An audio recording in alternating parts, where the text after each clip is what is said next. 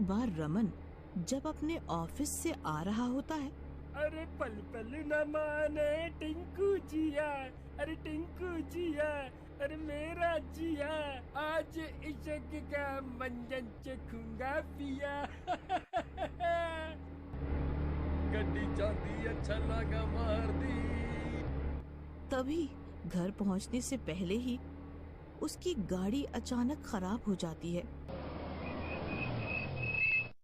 वो फिर बस का इंतजार करने लगता है। तभी उसे एक बस आती दिखाई देती है और वो खुश हो जाता है। रमन बस में चढ़ जाता है और टिकट नहीं लेता। बस में भीड़ होती है तो रमन सोचता है, मैं आज टिकट नहीं लूंगा क्योंकि बस में भीड़ बहुत है, किसी को पता भी नहीं चलेगा और मेरे पैसे भी बच जाएंगे। किसी तरह जब कंडक्टर टिकट के लिए पीछे जाता तो रमन आगे आ जाता और कंडक्टर के आगे आने पर रमन पीछे चला जाता। इस तरह वो टिकट ना लेकर बहुत खुश था। कुछ देर बाद रमन कुछ अजीब सा महसूस करता है, जैसे उससे कोई डरा रहा हो। उसे डरावनी सी आवाजें आने लगती हैं।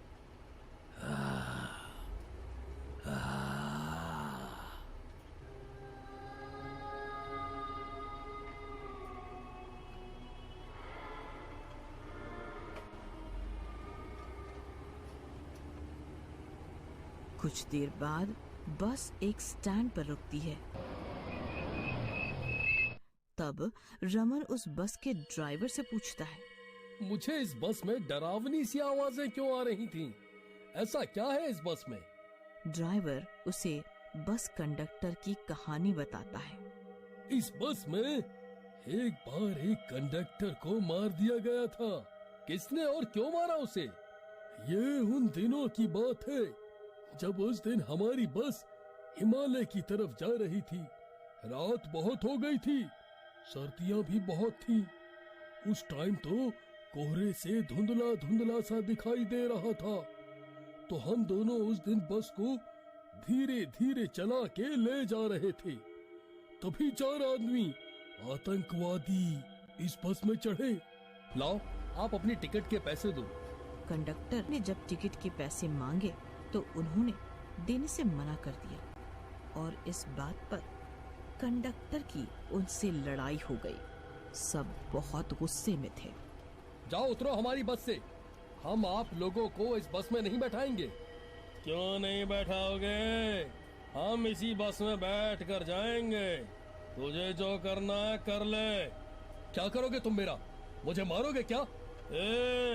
ज्यादा बकवास ना कर, वरना ये चाकू देखा है, एक बार में आर या पार। चुपचाप जा यहाँ से, वरना मारा जाएगा। हमसे मत उलझ। चल चल, ये धौंस किसी और को दिखाइयो। अभी के अभी उतरो यहाँ से, वरना पुलिस को बुला देंगे। अभी तुम गुंडे हो गए अपने घर के, यहाँ डराने की जरूरत नहीं है। गर्मा गर्मी में बहस छिड़ जाती है और नौबत हाथापाई तक पहुँच जाती है।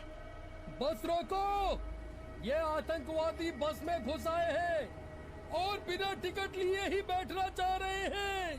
अगर बस रुकी तो तुम सब के सब मारे जाओगे।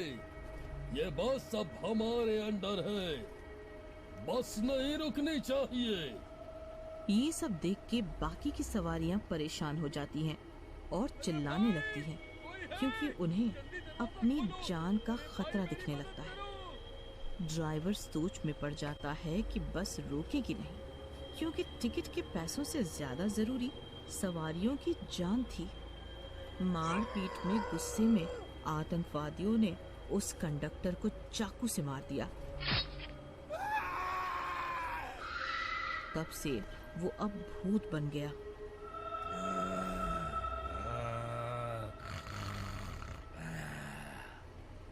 और तब से उसकी आत्मा इस बस में रहती है।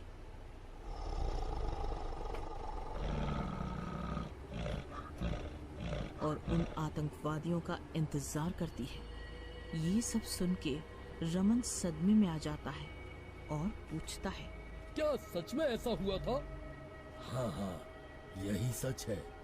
लेकिन ये आत्मा मुझे क्यों डरा रही है? मैंने तो कुछ नहीं किया इसके साथ। तुमने भी शायद टिकट नहीं ली होगी, तभी वो आपको परेशान कर रहा होगा। हाँ, मैंने भी टिकट नहीं ली।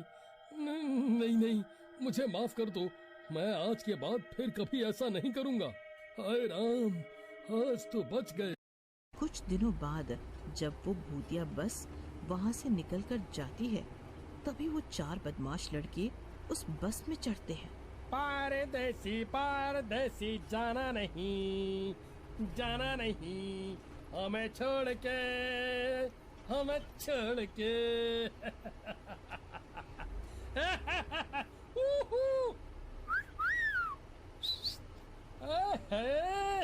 और बस में बड़ा ही शोर शराबा करते हैं, हंसते हैं और सबको परेशान भी करते हैं। लो भाई, आप चारों भी टिकट लो और उनके पैसे दो।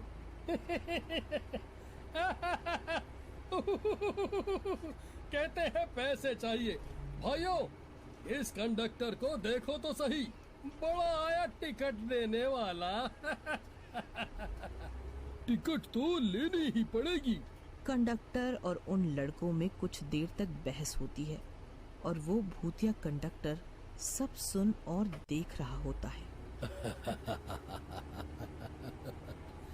आज मेरे शिकारी मेरे हाथ से मारे जाएंगे।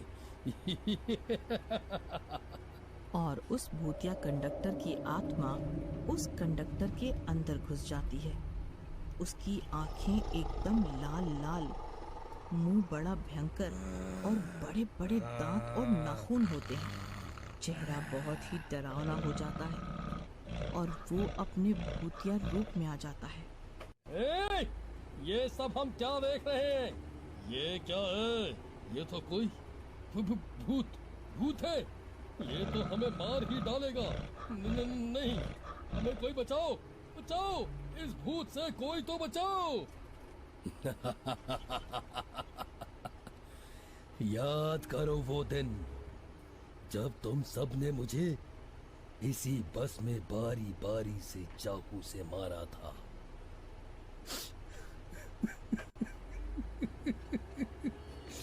क्या कसूर था मेरा? मैं तो इसकी तरह ही टिकट के पैसे मांग रहा था तुम सब से, लेकिन तुम सब ने मुझे तड़पा तड़पा के मारा।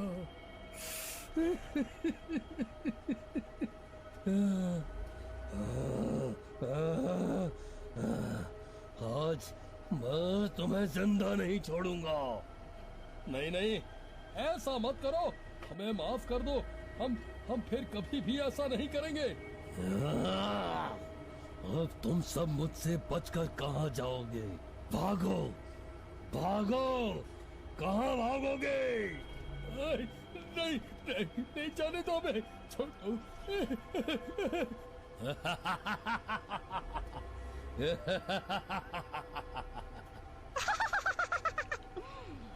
बस चलती रहती है और भूत उन बदमाशों का पीछा नहीं छोड़ता, उनको बहुत मारता है। नहीं नहीं, अब हमें छोड़ दो।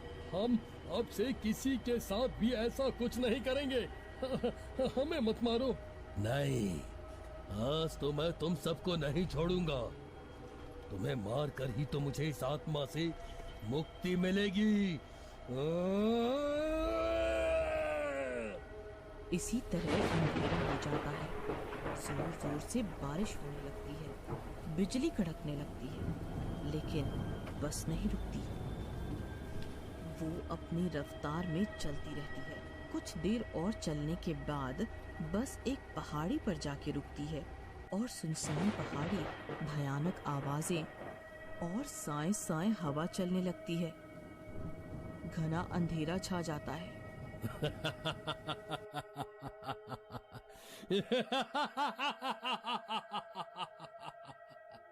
और उस भूतिया कंडक्टर की आत्मा उस बस कंडक्टर के शरीर को आजाद कर देती है और वो बस कंडक्टर भी बहुत खुश होता है और वो बस भी भूतिया कंडक्टर की आत्मा से मुक्त हो जाती है और सभी बहुत खुश होते हैं।